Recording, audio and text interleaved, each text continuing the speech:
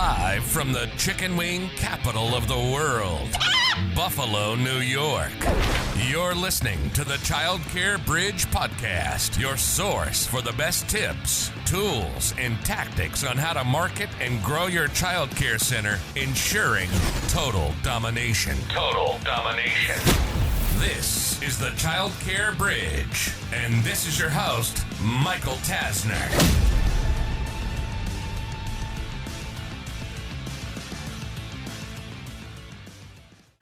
Extreme consolidation. In today's episode, we're continuing to talk about trends. We're continuing to talk about what I am seeing day in and day out that's affecting every childcare center, not only across the US, but across the globe. And this is an interesting one today. And what I find most interesting is not what's actually happening, but the opportunity that is presenting itself literally in real time. So there's no secret that the childcare industry as a whole has gotten more difficult. Now that level of difficulty, unfortunately, is not a one-size-fits-all. It tends to kind of get more difficult in certain cities, in certain states. Like there's so many regulations, and then it gets down to the fire inspector. Like there's so many variables that I could say a center in California versus a center in Georgia to a center in Ohio or Kentucky, and like there's so many variances. But as a whole, the industry is not necessarily getting easier. And the centers that I am seeing that are getting most affected are typically the one or two, sometimes three location centers. You've built a nice business, but you haven't built a business that you can step away from for 6 months, for example. You've built a business, again, with the nice aspect that it's paying you a fair amount of money by way of salary and some distributions, but not enough to where you can fully retire. And what's happening is that private equity, in addition to a lot of the big box brands that I will not name on this call, because they're not necessarily the enemy here, but a lot of these big box brands are coming in and they're just scooping up center after center after center. And I can tell you this because I see it almost every single day with my own eyes. It's happening every single day, but I can not only have that back row seat, but I've got a front row seat where we'll have a center that we're working with saying, hey, Michael, here's this offer I got. Take a look. What do you think? And it's not that these are shark deals. Some of the deals are definitely shark deals. They're saying, well, based on our analysis, there's no way that you're making much money, but we want to buy the property, so we're going to pay a premium on that if you give us the keys, and we'll give you some royalties. Like there's a lot of different ways to structure deals. But what's happening is with a lot of owners of childcare businesses, they're just tired, and they're tired of the grind. Now, when I say they're tired of the grind, unfortunately, they don't get to the place where they don't have to grind. They don't get to the place where even with a one-off center that it can run without you, that you can make a nice amount of money. They unfortunately don't get to that, and then you fold your cards or you cash in your chips and then you go off and do something different. I've been in this exact situation. And I can tell you that for most people, you have that moment of weakness where you just say, well, maybe it would be easier. And you fold the chips, fold your cards. So I wouldn't say fold your chips. Cash in your chips, you fold your cards, and you kind of close that chapter. But what I'm finding is that this level of regret, when you then start to see what potentially happens, is not a great spot to be in. Now, this presents a very, very interesting opportunity. On one side, the opportunity is that if you can get your centers to a place where they can kind of run without you, you raise your tuition, you raise your rate so that your profits are starting to soar, you can cash in those chips and earn a pretty penny right now because there are a lot of companies, I call them private equity, PE, that are buying up businesses like these every single day. And if you have healthy margins, healthy profits, a good sound business, you very well could see not even hundreds of thousands of dollars, potentially millions of dollars. And if you own the real estate, like there's a lot of things that could make it a very nice transaction right now. And if you're in that boat to where you're at retirement age, you don't have any kids that want to take over the business, you want to go off into retirement, which I'm going to circle back on in just a minute, that this could be a good option. On the flip side, where I am seeing the opportunity, and the centers that I love working with are ones that they're not private equity investors, they're not angel investors, they own a couple of childcare centers, and they want to buy another one. They want to buy another 5, another 10, 3, 2, and they want to keep expanding and going off of their curriculum and their brand. They want to build it bigger to where they're growing that impact. That is where I'm seeing the opportunity right now. Yes, again, there's the opportunity to cash in your chips right now.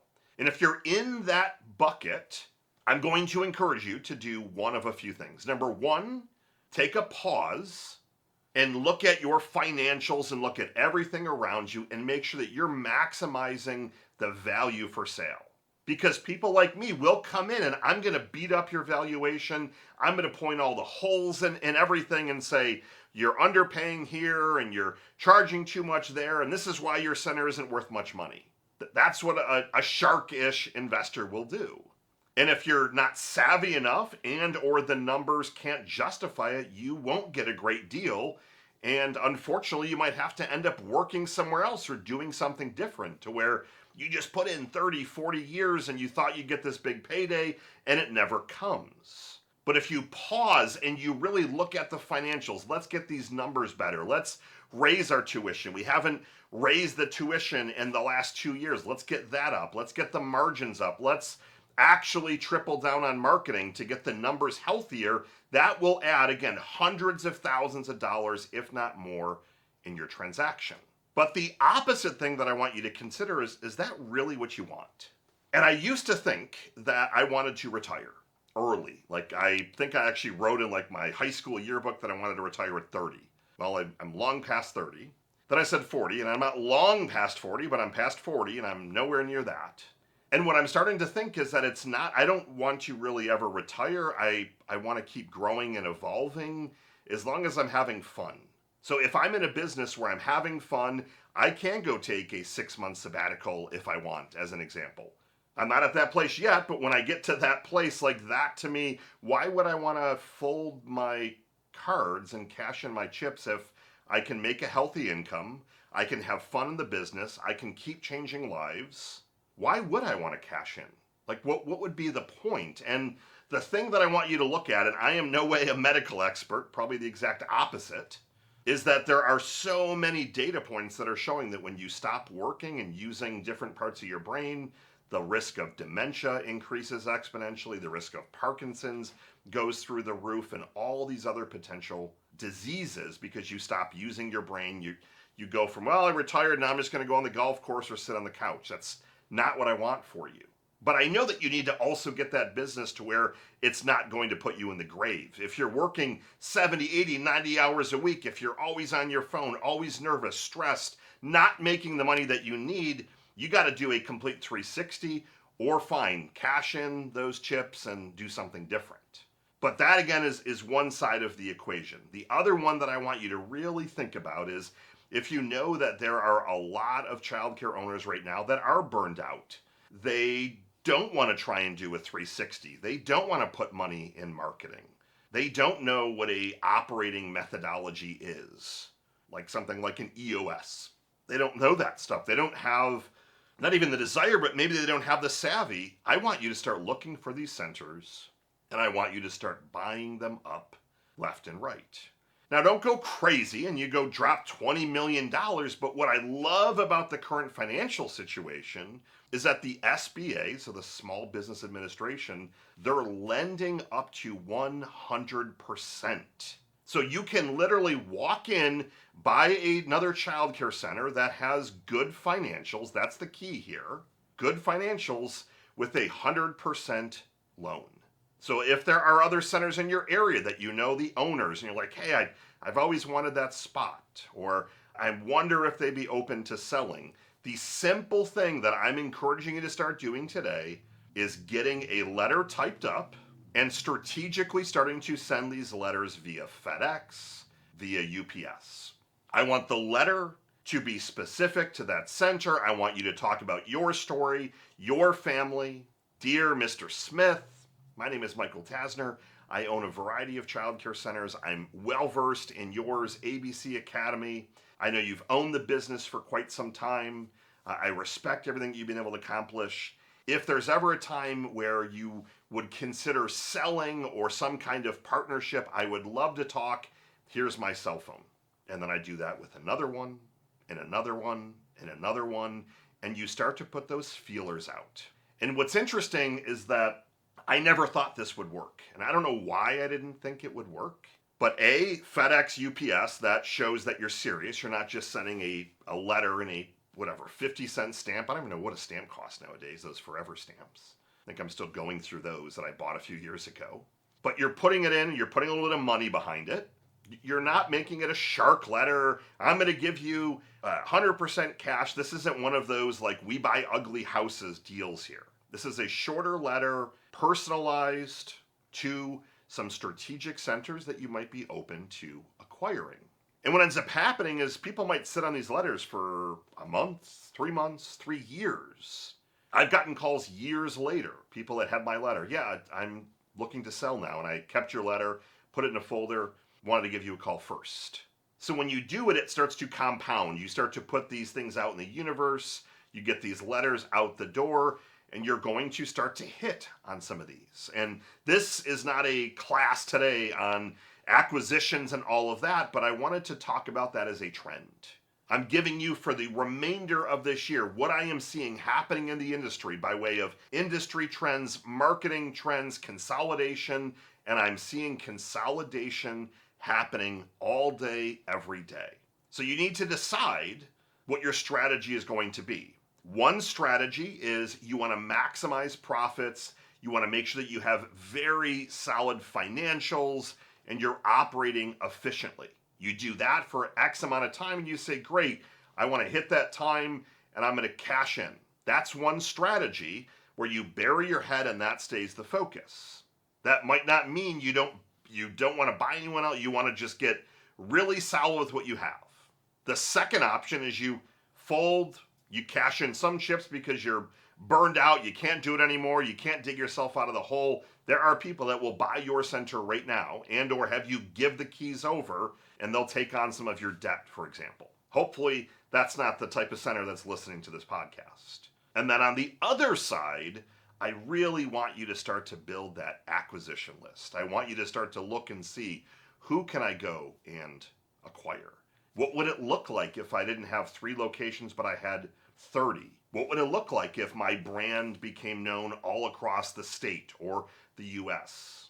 What would it look like if I franchised my model and I was the franchisor, because we have a model where our centers are able to operate at 30% net margins when the average center is at 10 or 15. So there's a lot of interesting things for you to consider.